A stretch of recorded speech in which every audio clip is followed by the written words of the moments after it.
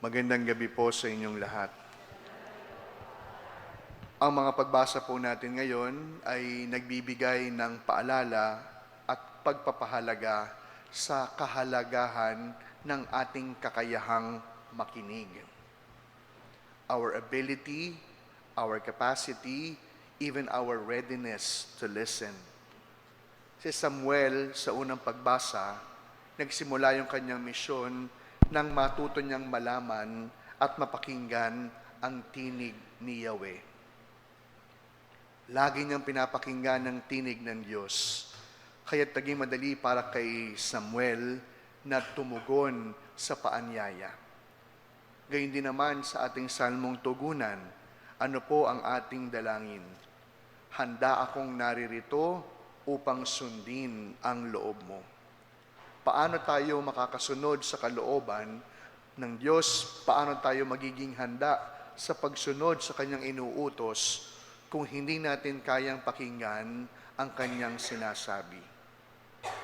Gayun din sa ating Ebanghelyo, sa kabila ng kapaguran ni Jesus, sa dami ng Kanyang ginagawa, may kakayahan pa ring pakinggan ang pangangailangan ni Pedro. May kakayahan pa ring palakasin at gamutin ang kahit pa ang simpleng lagnat ng biyenan nito.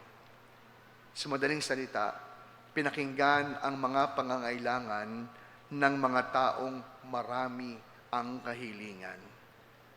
At ang panawagan ng Ama na tuparin ang kanyang misyon sa ibang lupain at lugar ay natunghayan din natin habang si Jesus ay nananalangin. Itinuturo po ng ating mga pagbasa ang kahalagahan po ng pakikinig. Sapagkat paano po tayo makakatugon sa bawat paanyaya ng Diyos na siya na pala ay nagsasalita kung hindi natin alam ang kanyang tinig? Paano po tayo makapaglilingkod, makapagbibigay ng sarili sa mga nangangailangan kung hindi natin kaya silang pakinggan? Paano po tayo makapagdarasal kung hindi tayo marunong manahimik at pakinggan ang tinig ng Diyos? Mga minamahal ko mga kapatid, bilang mga tagasunod ni Jesus o kahit pa bilang mga taong simbahan, no? Malimit yun po yung tawag sa atin, yung mga active sa simbahan, taong simbahan. Kaya alam po ninyo isang paalala, ang isang taong simbahan, given na po na dapat po nagdarasal tayo. O baka mali po ako Minsan kasi may mga taong simbahan, hindi naman nagdarasal.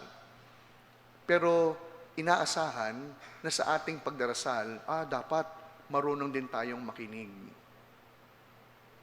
Sa pagdarasal, dapat marunong nating pakinggan ang tinig ng Diyos. Tabi-tabi po, tabi-tabi. Minsan po, kapag umabot na tayo sa isang level, ng edad. At times, our age would always give us a license not to listen anymore. Sapagkat sasabihin ng mga tao, itong tanda ko to. Yan. Ang tagal ko na sa simbahan. Yan. Bata pa lang ako. Alam nyo, nakakatakot po yung mga ganon. Na ang laging premium lang yung kanilang tagal. Yung kanilang posisyon. Pero hindi mo marunong makinig. Sinasabi ng ating Ebanghelyo, kahit si Jesus, kaya niyang pakinggan ang tinig ng Ama. Kaya siya nagdarasal.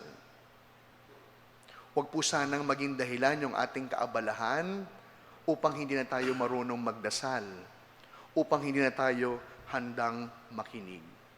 Kaya bilang mga tagasunod ni Jesus, isa po sa mga tungkulin natin, inaasahan po sa atin na tayo ay maging alagad ng pakikinig.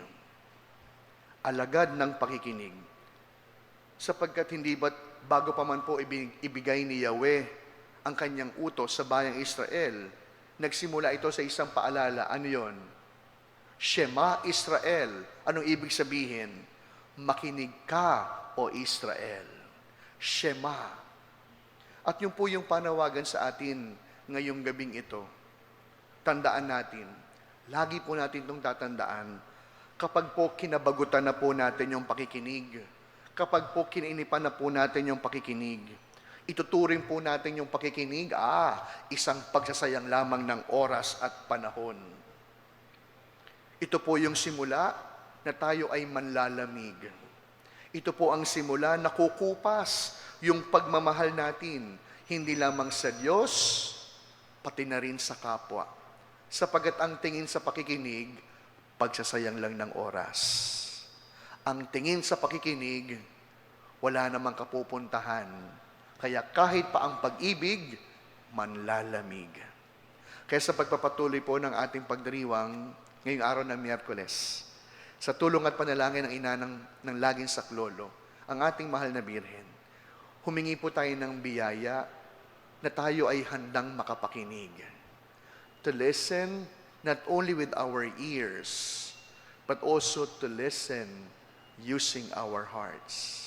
Nang sa gayon, ang bawat nanlalamig na paglilingkod, ang bawat kumukupas na pagmamahal sa pamamagitan ng pakikinig, ito'y ating bubuhayin, ito'y ating palalakasin, at ang paglilingkod, magiging paglilingkod ng may pag-ibig.